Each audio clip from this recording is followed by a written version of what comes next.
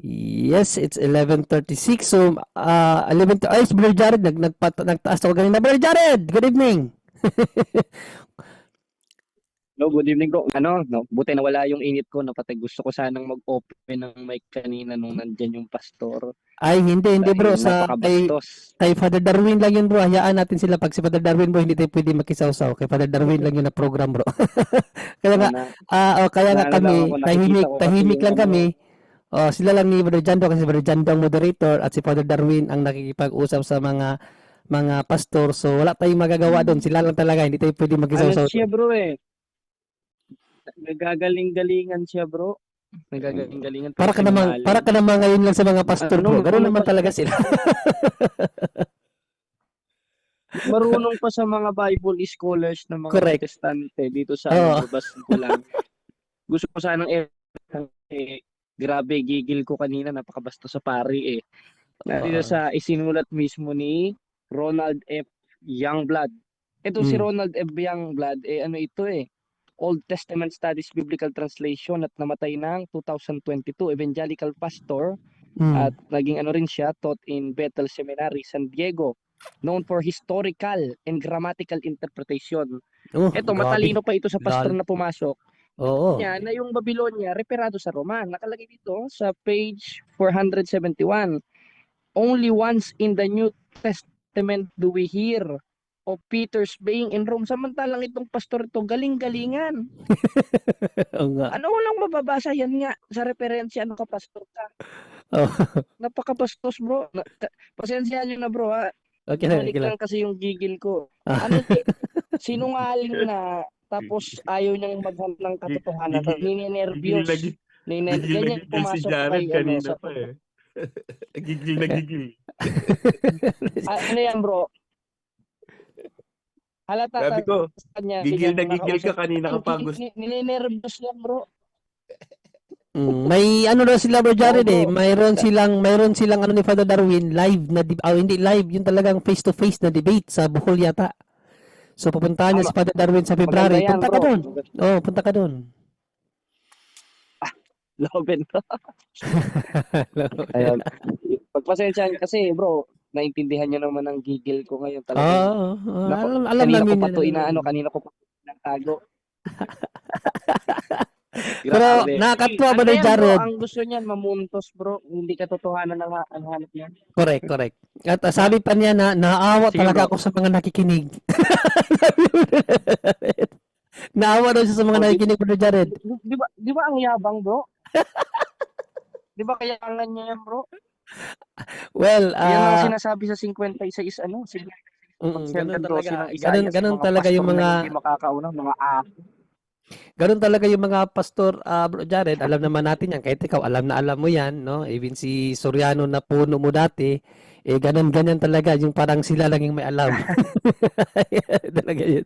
Kaya naunawaan natin sila. ano siya gusto niya bro gusto niya mapuntusan niya at ipahiya si Father Darwin nakikita ko Correct. yung sarili ko sa kanya kaso mas more nervous lang siya dahil halatang halata sa pagsasalita niya ninenervyos siya parang ako nung pumasok ako sa ninervyos Mm. rin ako.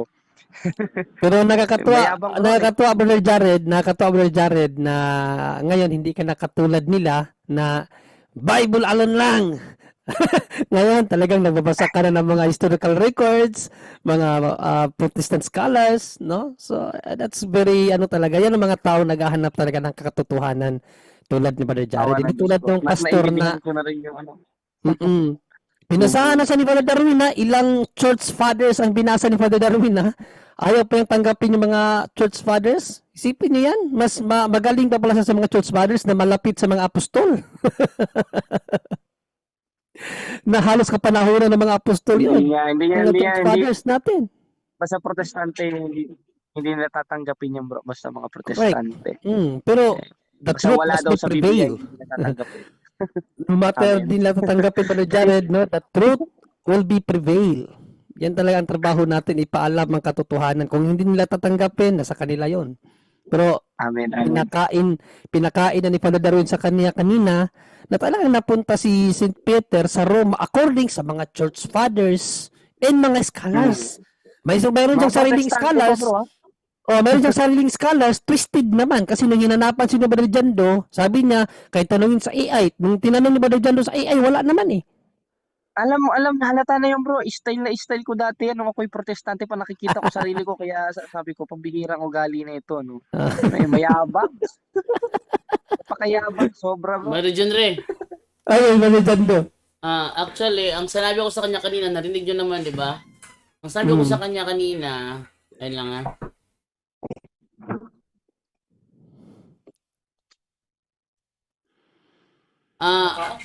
Actually, ang ano, pero, kani. Oh, ay mo nang tanggal na, wala na ko isaksakan diri. Actually, ang ano doon, bro, ang sabi ko kanina sa kanya na i-search sa ChatGPT, yung Babylonia ba, ano ang Babylonia sa 1 Peter 5:13? Yung tanong ko sa kanya kanina, 'di ba? Na iba-search niya. Ang ni-search, ang ginawa niya, talagang binaluktot talaga niya. Sabi niya, ayun ibigay yung kanyang screenshot, baka daw kung dadayain ko lang. Hindi ako nagdadaya dito kasi ako yung nagbigay ng instruction eh. Ako ang nagbigay ng instruction sa kanya. Tinan niyo ano tinanong niya oh. Ang 1 Peter 5:13 ay literal na Babylonia. Oh. Hindi man tanong yan eh. Yan ba Komentary. sinabi ko? Hindi yan sinabi ko, tanong ko sa kanya. Sabi ko sa kanya, tanongin mo yung AI mo, ano ang Babylonia sa 1 Peter 5:13? Ano ang Babylonia doon? Ang ginawa niya, binaluktot talaga. Ang 1 Peter 5:13 ay literal na Babylonia. Tingnan nyo? Hindi na, tsaka Brother Jando, hindi naman tanong yung pag-ano niya kasi kung may tanong pa yan, may question mark. Oh. Ang ginawa Saka niya alam- is ano yan, kinumentaryuhan niya eh. Siguro nagtanong na yan, nakita niya ang sagot. Ginawa niya lang siguro, iniba niya. Tapos Correct, ginawa niya correct, yung siguro. sasakayin sa kanya. Ano bro, napaka-bias na, sinungaling pa, nakakagigil. Pero hindi talaga pwede tayo mangialam ngayon na Brother Jared. Alam namin na gusto mo talagang makisaw-saw din pero wala kay Father Darwin lang talaga Brother yun. Dre. Dala ni Brother Jando. nakita ko nga yung mukha niya sa screen, lumalapit na sa ano eh, sa kanya, lapit na sa kanya Gusto nang cellphone, parang gusto nang lumabas sa screen ba Angel?